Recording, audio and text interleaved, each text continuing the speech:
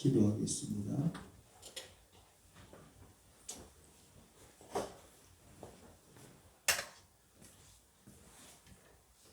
바람은 우리 눈에 보이지 않지만 바람이 불 때 나뭇가지가 흔들리고 비닐들이 날아다니는 그런 현상을 보면서 우리는 이 안에서도 밖에 바람이 분다는 것을 알듯이 하나님은 우리 눈에 보이지 않지만 보이지 않는 하나님께서 역사하실 때 나타나는 현상들이 우리 눈에 보이는 것을 우리가 깨닫게 됩니다.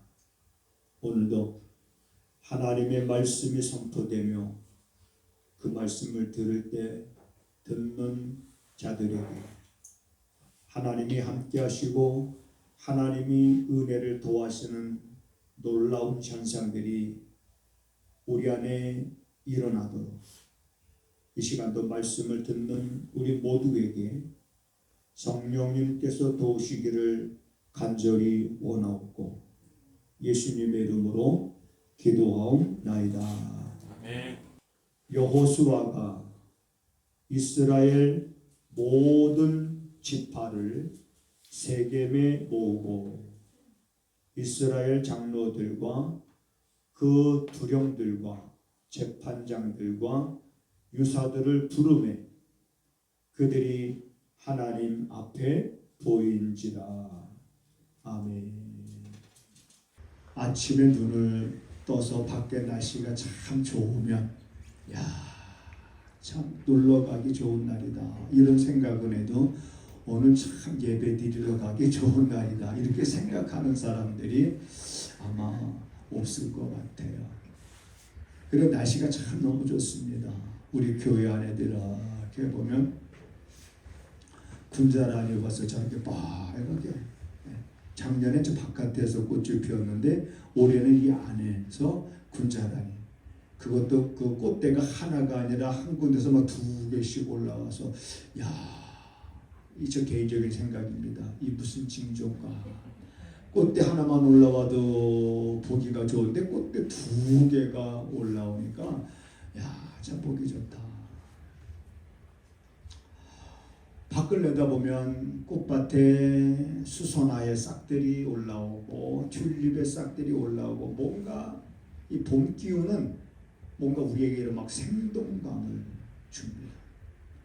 그래서 사람들마다 이런 봄 기운에 힘입어서 뭔가 마음이 이제 안 하던 것도 새로 해야지 막 이런 마음을 막 갖게 하고 겨울에 움츠렸던 사람들이 다시 기지개를 켜고 이제 나도 이제 운동해볼까 뭔가 이런 새로운 결단과 뭔가 새로운 결심이 일어나고 있는 그러한 정말 좋은 계절이로구나 그런 생각이 듭니다. 이런 좋은 계절에 오늘 앉아있는 여러분들 이렇게 얼굴을 보니까 얼굴에 근심과 걱정과 염려의 그 빛이 없는 모습이 이렇게 보여지니까 참 감사합니다. 안 하면 근심이 있다는 얘기고 염려가 있다는 얘기죠. 네. 자, 이렇게 좋은 계절에서 부모님들이 자녀들을 얼마나 사랑합니까? 그런데 그 자녀들을 바라볼 때 부모 마음에 근심이 되고 걱정이 되고 염려가 되는 그런 자녀들이 있을 때 그 부모 마음은 얼마나 아플까? 그래서 부모는 죽기까지 누구를 걱정하냐면 자녀들을 걱정합니다. 부모는 뭐하기까지 자녀들을 걱정한다고요? 죽기까지. 숨을 거두는 그 순간까지도 자식을 걱정하는 게 이게 부모죠. 그래서 이제 부모가 이제 마지막 숨을 거두면서 자녀를 걱정하는 마음에 이제 마지막으로 이 자녀에게 해주고 싶은 말이 있다 그러면 무슨 말을 해줄까? 무슨 말? 이제 마지막 숨을 거두면서 내 사랑하는 이 자식에게 이제는 어떤 유언을 남긴다 그러면, 어떤 말을 해주고 싶다면 어떤 말을 그 자녀에게 해주고 마지막 숨을 거둘까? 아직 여기서 생각 안 하신 분들 많죠? 네. 저도 아직 생각 안 해봤습니다. 근데 한번 생각해 보게 되는 겁니다. 어떤 아버지에게 게으른 아들 3명이 있었어요. 그래서 아버지가 숨을 거두면서 생각을 해보는 겁니다. 야, 내가 이대로 죽으면 저 게으른 아들 3놈이 굶어 죽기 십상인 거예요. 일하기 싫어하고 움직이는 거 싫어하고 게을러 터진 그 삼형제 아들을 보면서 아버지의 마음은 참으로 근심으로 가득한. 근데 마지막 숨을 거두면서 이 아버지가 이 아들들에게 해줄 수 있는 말이 뭐가 있을까? 아버지가. 그래서 아버지가 이런 유언을 남깁니다. 얘들아, 내가 너희들을 위해서 보물을 숨겨놨다. 이 짙토를 중심으로 해서 이 앞에 있는 땅에다가 내가 보물을 숨겨놨다까지만 얘기하고 돌아가신 거예요. 어디에 숨겨놨다는 말을 안 하신 거예요. 그런데 아버지가 이 집 터 중심으로, 근데 그 터 중심이 땅이 엄청 큰 거예요. 그러니까 삼형제가, 야, 아버지가 우리들을 위해서 보물을 숨겨놨다는데 도대체 어디다 숨겨놨는지는 말씀 안 하고 돌아가신 것이 너무 안타깝긴 하지만, 이 게으른 삼형제가 아버지가 돌아가신 이후에 손에 삽을 들고 꽃갱이를 들고 흙을 뒤집기 시작했습니다. 동네 사람들이 볼 때는 저놈들이 이제 철이 들었구나. 아버지 돌아가시고 나니 이젠 저렇게 밭에다가 농사를 지으려고 저렇게 땅을 뒤집고 있구나. 동네 사람들이 이렇게 생각을 했겠죠. 근데 아들들은 뭐 찾기 위해서? 보물을 찾기 위해서. 자, 그 보물을 찾으면 사는 게 문제가 될까 안 될까요? 문제가 안 되는 거야. 보물만 찾으면 인생 이제는 고생하지 않고 편하게 살 수 있다는 그 생각에 지금 땅을 파는 고생을 하는 거 안 하는 거예요. 그 고생으로 여기지 않고 그저 삼형제가 열심히 땅을 뒤집기를 시작을 했는데 다 뒤집었는데 보물이 나오질 않는 거예요. 보물이 안 나오는 거예요. 그러자 삼형제가 어떤 생각을 했냐면, 야, 어떻게 된 거냐? 도대체 아버지가 보물을 어디다 숨겨놓은 거냐? 땅을 다 뒤집어놨지만 도대체 보물은커녕 뭐 하나 나오지도 않는데 이거 어떡하냐? 그랬을 때, 야, 그러면 기왕에 땅을 뒤집어놨으니까 여기다 우리가 씨앗을 뿌리자 해가지고 뒤집어놓은 땅에다 씨앗을 뿌리고 풍성한 곡식을 거두게 될 때, 야, 그게 보물이라는 걸 깨닫게 되는 겁니다. 이게 제가 어떤 책에서 읽은 동화 내용이에요. 이게 여기서 뭐냐면 아버지가 마지막으로 게으른 삼형제 이대로 놓고 죽으면 그냥 굶어 죽기 십상인 저 아들들을 위해서 아버지가 정말 이들이 살 수 있는 길이 뭘까? 그거를 고민하는 가운데 아버지는 마지막 말을 그렇게 유언으로 남기고 이제 숨을 거뒀죠. 결국에는 아들들이 그걸 깨닫게 됩니다. 그걸 깨닫게 되는 거죠.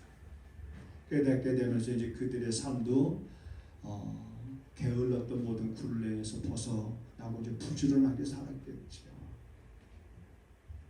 마지막으로 어떤 말을 하는가? 이건 정말 중요한 거예요. 모세도 이스라엘 백성들이 이제 하나님께서 약속하신 가나안 땅 들어가기 직전에 모세가 마지막 설교를 합니다. 왜 마지막 설교를 하냐면 너는 그 땅에 들어가지 못할 것이다. 하나님이 말씀하신 거예요, 모세에게. 그러니까 모세는 이 마지막 설교 120세에 마지막 설교하는 거예요. 마지막 설교를 다 마치고 나서 모세가 뭐라고 말하냐면 이렇게 말합니다. 내가 너희들에게 이른 말은 허사가 아니요 너희의 생명이니라. 너희가 이 말을 마음에 새기고 이 말을 지키면 너희가 요단강을 건너서 너희들이 얻을 하나님의 약속하신 그 가나안 땅에서 이제는 너희들의 삶이 장구하리라. 이렇게 모세가 마지막으로 하나님께서 약속하신 가나안 땅에 들어가서 그들이 장구하게 살아갈 수 있는 그 길이 어떤 길인지를 남기고 모세는 숨을 거두는 거예요.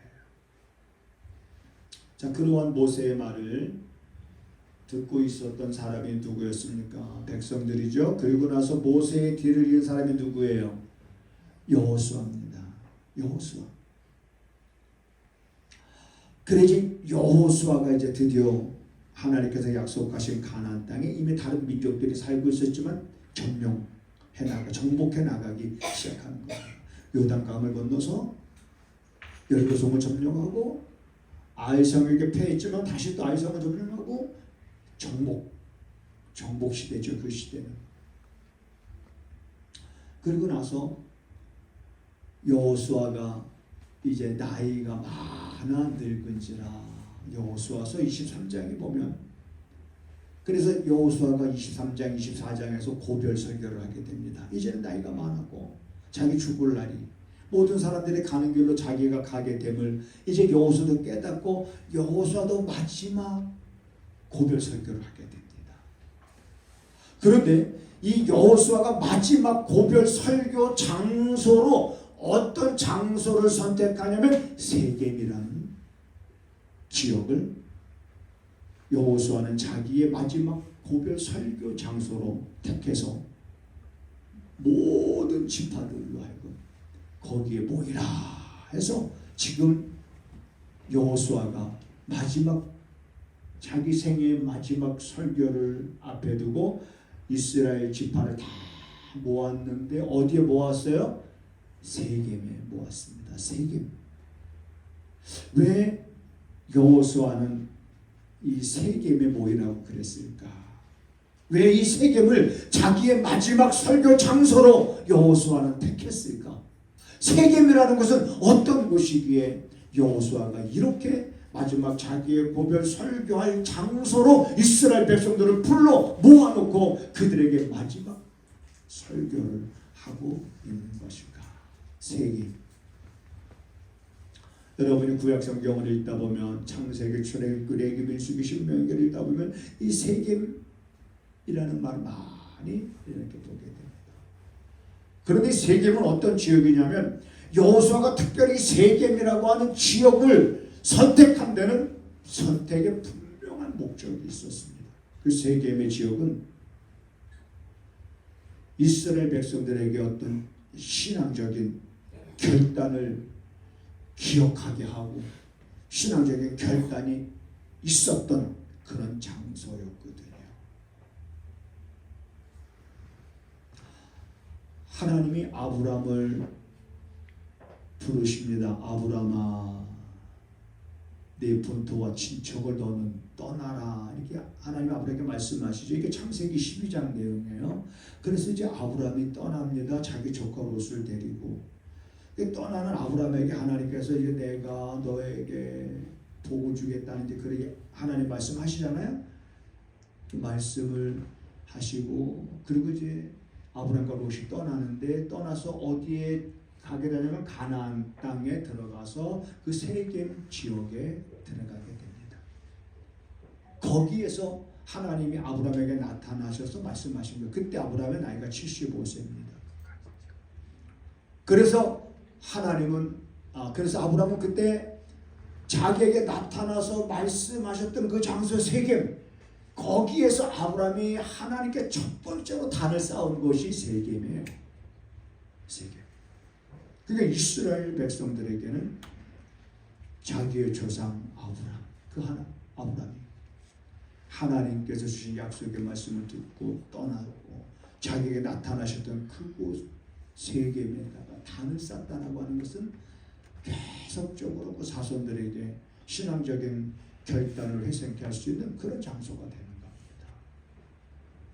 그 다음에 또 세겜에 어떤 일이 있었냐면, 여러분 우리가 잘 아는 대로 야곱 알지요? 지난주에도 조금 얘기했습니다마는 야곱이 삼촌 라반의 집에서 14년 무보수 봉사했습니다. 14년 동안 무보수 봉사하고 얻은 게 뭐가 있어요? 2딸을 얻었죠. 2딸. 사랑하는 딸을 위해서 외삼촌하고 서로 계약을 합니다. 내가 7년 동안 무보수로 네가 일하면 내 딸을 너한테 주겠다. 그래서 7년 동안 무보수를 했고, 근데 막상 결혼식 끝나고 나서 이제 그 다음날 보니까는 사랑했던 라헬이 아니라 사랑했던 라헬의 언니가 자기 방에 들어와 있는 거예요. 그래서 야곱이 깜짝 놀랐죠. 삼촌한테 따지죠. 그럼 네가 다시 나한테 7년을 봉사해라. 그래서 7년을 다시 봉사한다는 조건으로 또 라헬을 아내를 준다. 그래서 이제 7년, 그래서 14년 무보수, 그리고 14년째 되던 해 요셉을 낳습니다. 요셉을 낳자지 야곱이 이제 돌아가자, 이제 여기 있어봐야 내 인생에 좋을 게 없다. 14년 동안 삼촌을 위해서 일했지만 나는 얻은 것이 없고 내 재산은 없고 이제 아버지께로 돌아가자. 그랬을 때 그 삼촌이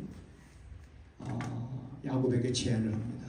네가 여기에 머무르는 것을 좋게 여기거든. 여기서 머물러 계속 일을 해라. 대신 이제는 무보수가 아니라 품삯을 주겠다. 해서 야곱이 몇 년을 머물게 되냐면 6년을 머물게 됩니다. 그러면서 열심히 그래서 야곱의 품삯은 다 뭡니까? 양들 가운데서 아롱진, 점 있는 이런 양들은 다 야곱의 소유가 되는데, 꿈속에 하나님의 지혜를 주셔서 야곱이 새끼 낳기만 하면 아롱진 양들만 나게끔 해서 굉장히 거부가 됩니다. 자, 이 거부가 될 때 그러면 외삼촌 라반이 축하해줘야 되잖아요. 아유, 우리 조카 야곱이 열심히 일을 해서 이렇게 물푼했던 야곱이 이렇게 이제는 양떼를 많이 거리는 아주 엄청난 부자가 됐구나. 그러면 외삼촌으로서 당연히 축하를 해줘야 되는데 이상하게 외삼촌 안색이 안 좋은 거예요. 그래서 성경에 보니까 외삼촌의 안색이 전과 같지 않더라. 여러분 이런 거 보면 여러분들도 우리 주변에서 흔히 겪는 일이지요. 친구들 만났을 때, 야, 너 요즘 왜 안색이 전 같지 않니? 왜 안색이 전 같지 않니? 물론 이제 아파서 그럴 수도 있고요. 야, 너 안색이 전 같지 않은데 전에는 죽을 상이었는데 지금은 좋다는 얘기지요. 외삼촌 라반의 안색이 안 좋은 거예요. 그걸 야곱이 느낀 거예요.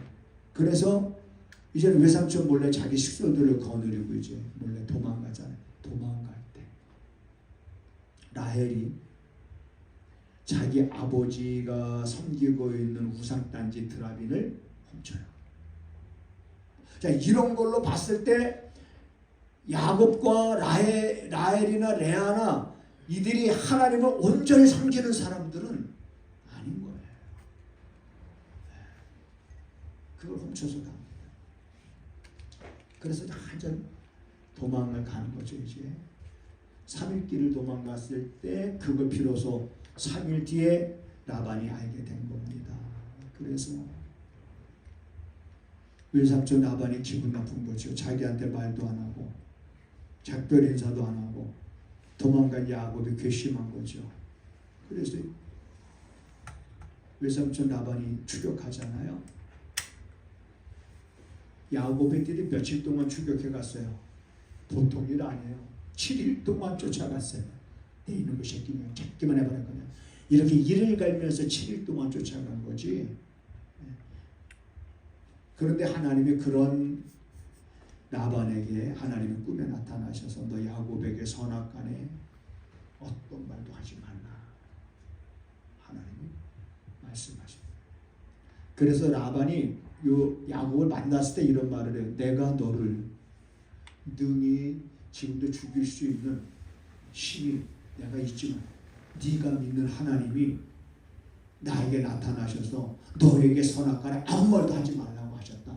자, 이렇게 이제 라반의 입을 통해서 야곱은 하나님이 야곱을 지켜주신다라고 하는 어떤 그러한 메시지를 또 듣게 되잖아요. 근데 너는 가는 건 가는 것 치고 왜 내가 믿는 신을 가지고 도망갔느냐? 그랬더니 야곱이 무슨 소리냐? 우리는 그거를 훔치지 않았다. 가져가지 않았다. 만일에 우리들 가운데서 그것을 훔친 자가 있다고 하면 그는 죽을지어다. 그는 죽을 것이다. 자기 라헬이 자기가 사랑하는 라헬이 그거를 훔쳤다라고 하는 사실을 알지 못했던 야곱은 그것을 훔친 자는 죽음을 면치 못할 것이다. 뒤져봐라 하면서 야곱은 자신 있게 자기 삼촌에게 다 뒤지도록 허락을 했습니다. 못 찾았어요. 근데 라헬이 타고 있던 나귀 안장에 감춰놓고 자기 아버지한테 지금 내가 지금 속이 안 좋으니까 지금 일어날 수가 없는 걸 아버지 이해해달라 그러면서 이제 결국 라반이 못 찾고 돌아가지요. 그런데 야곱의 말대로 라헬이 그걸 훔쳤고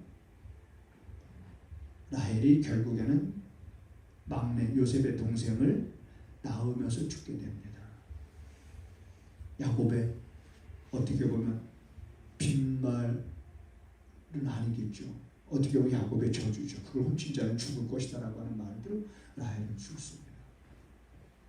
자, 이런 사건들이 이렇게 연루되면서 지금요, 연루되면서 야곱이 이제는 라반이 돌아가고 나서 이제 라반과 극적으로 이제 이렇게 잘 해결점을 찾고 그 다음 문제가 이제 에서 형과의 문제였거든요. 형이 400인을 거느리고 이제 자기한테 온다는 소식을 듣고, 근데 하나님이 거기에 개입하셔서 이제 화해하게 하시고, 그리고 나서 그럼 야곱이 어디로 가야 되냐면은 에서의 눈을 피하여 자기가 도망가다가 한밤에 돌을 베개 삼아서 잤던 거기서 환상을 봅니다. 사닥다리가 하늘에 닿는데 하나님의 사자들이 오르락내리락 하는데 그때 하나님께서 말씀하시는 거예요. 그래서 그 말씀을 듣고 야곱이 잠에서 깬 다음에 나로 하여금 다시 아버지께로 무사히 돌아오게 하시고, 그렇다고 그러면 내가 여기다가 이 돌기둥 세운 데다가 내가 당신의 단을 쌓겠습니다. 소원을 했던 곳으로 바로 가서 그 소원을 지켜야 되는데 야곱이 바로 가지 않습니다.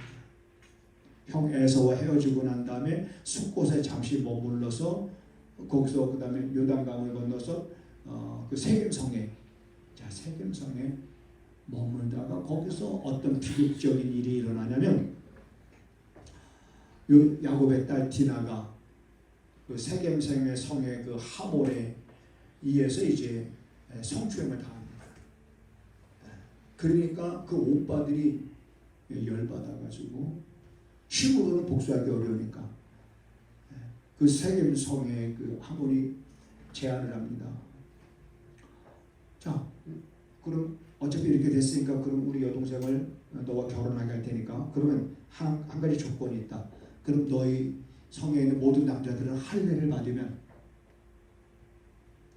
허락하겠다 해서 모든 남자들이 이제 할례를 받죠. 그러니까 할례라는 말은 포경수술이에요. 포경수술. 그러면 그거 2, 3일 동안 굉장히 고통스러웠거든요.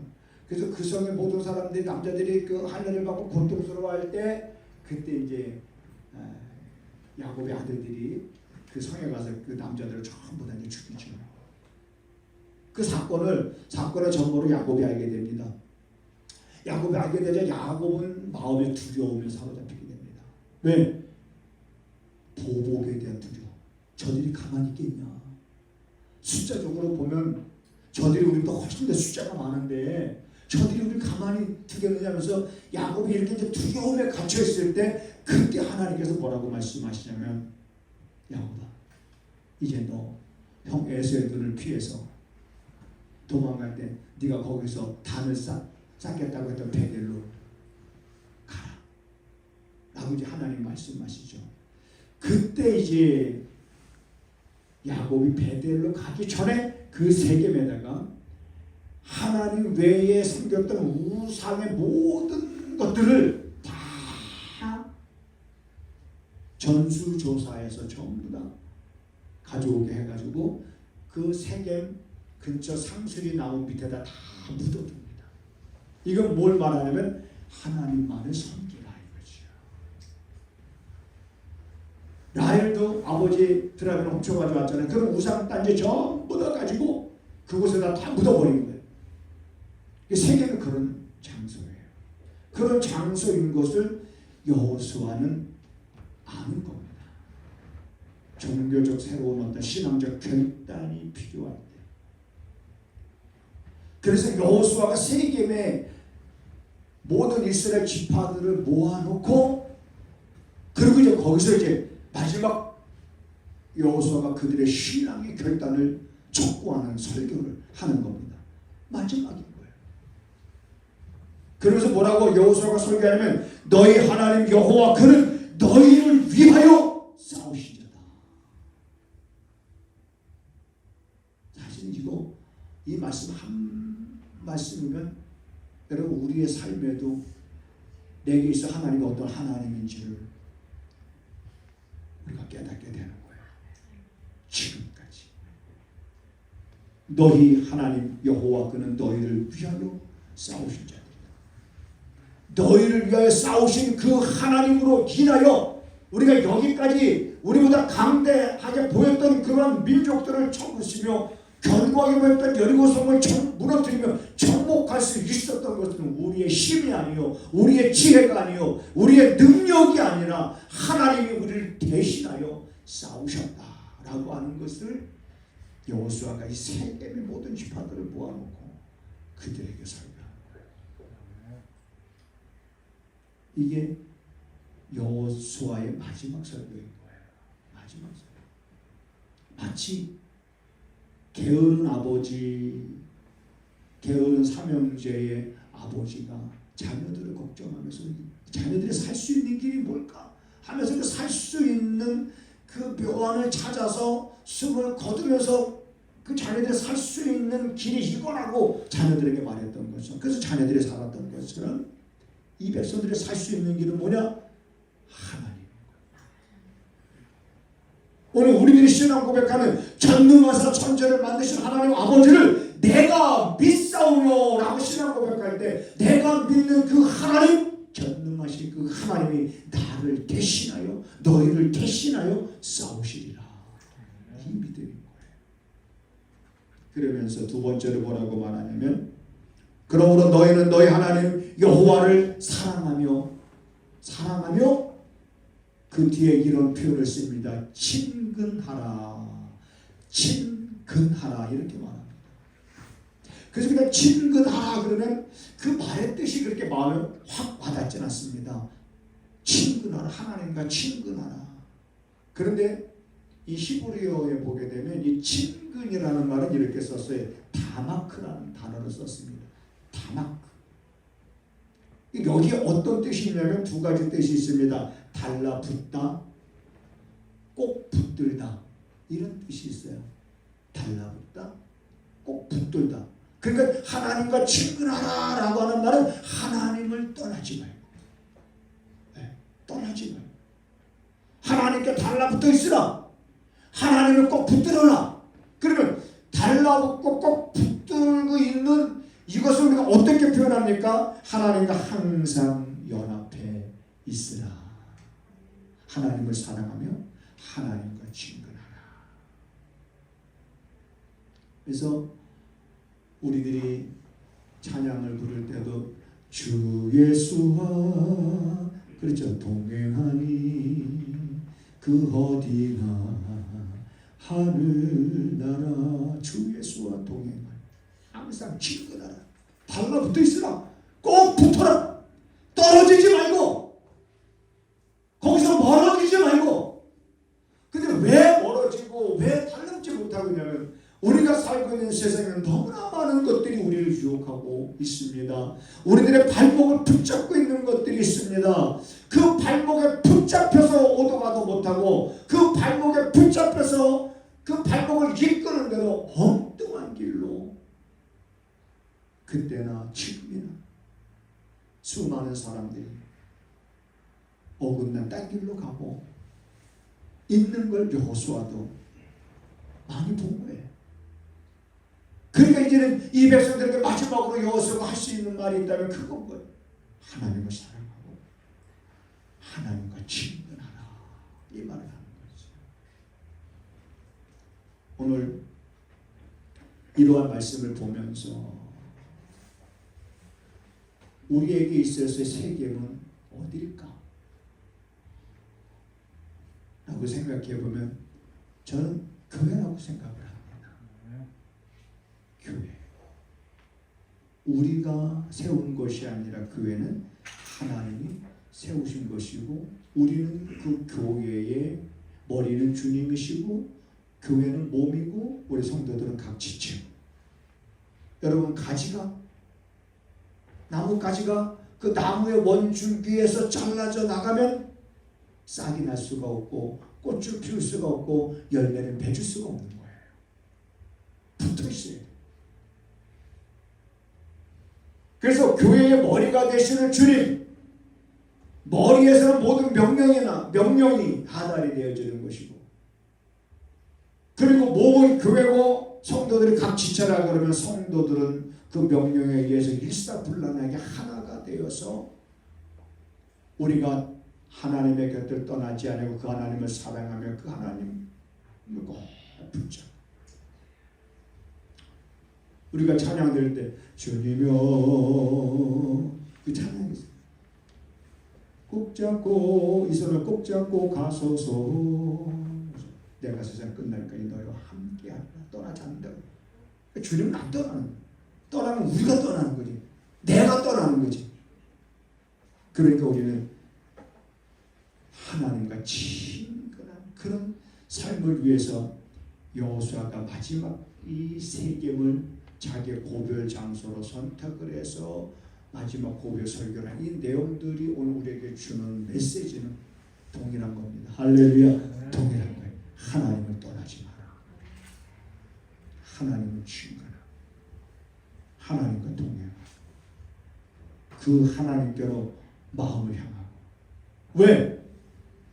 그 하나님은 따라서 하시겠습니다. 그 하나님은 내 기도에 응답해 주시기 때문이다. 내 기도에 응답해 주시는 하나님인데 내가 어딜 가겠어요? 내 기도에 응답해 주시는 하나님을 꽉 잡아야지요. 우리가 어딜 가겠습니까?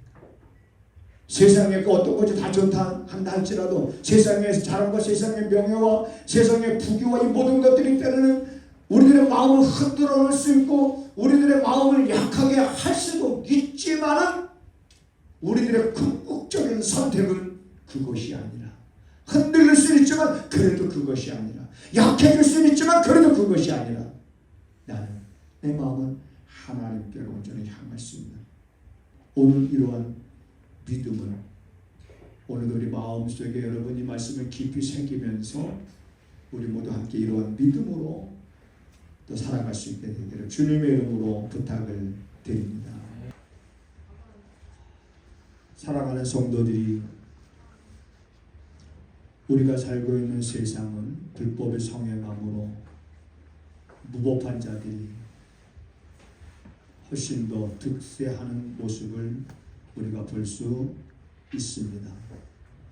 그러나 이러한 세상에 살면서 그 마음이 약하여지거나 흔들리지 아니하고 오히려 하나님을 사랑하고 하나님과 친근히 행할 수 있는 성도들의 믿음이 되게 하셔서 우리들의 삶 속에 부족함 없게 하시는 하나님의 은혜를 날마다 경험하는 성도들의 복된 삶이 되게 하셔서 그 입가에 웃음이 늘 가득하게 하시고 혀에는 찬양이 넘치는 삶이 되게 하옵소서.